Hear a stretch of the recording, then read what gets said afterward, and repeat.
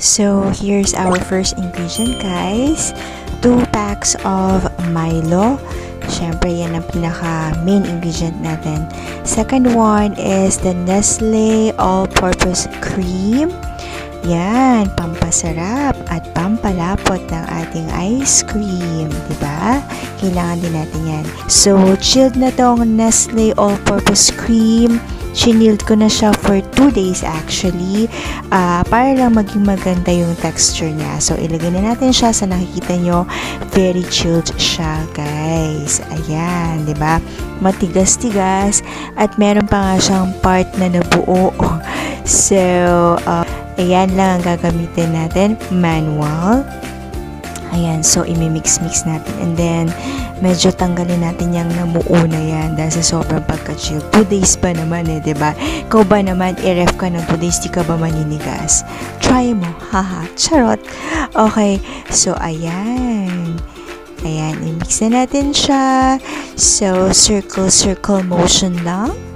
Ayan, mix lang tayo, halo-halo lang ang gagawin natin dyan, guys, hanggang sa ma-achieve na natin yung ating texture na hinahanap para sa ating homemade Milo ice cream with a twist. Alright, and then next one, ayan, pwede na natin ilagay yung ating main ingredient na Milo powder.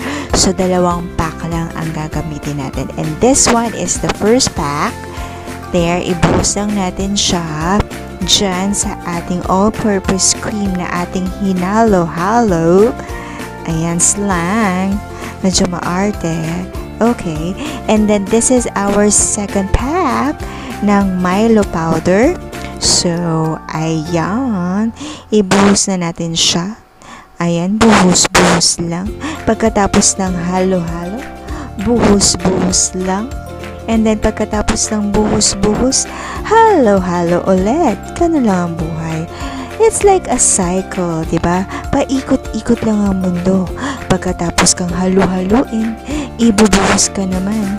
At pagkatapos ka namang ibuhos, haluin ka ulit hanggang sa mahilo ka. Diba?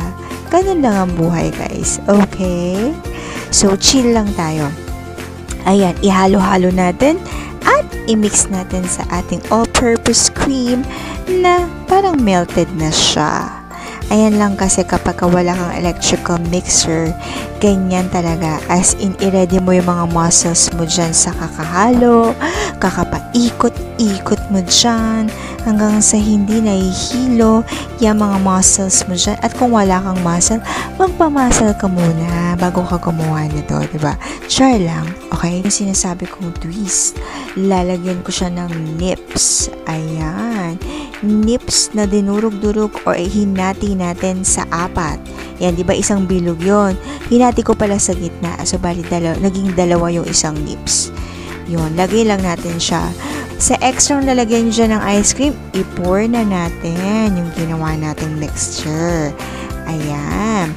So, ayan na siya, guys. Nalagay ko na siya doon sa aming dating lagayan ng isda, lagayan ng ice cream na hindi na ginagamit. Ayan, lagyan ulit natin siya ng ating homemade Milo ice cream. I-pour na natin. Ayan, na-pour ko na siya ng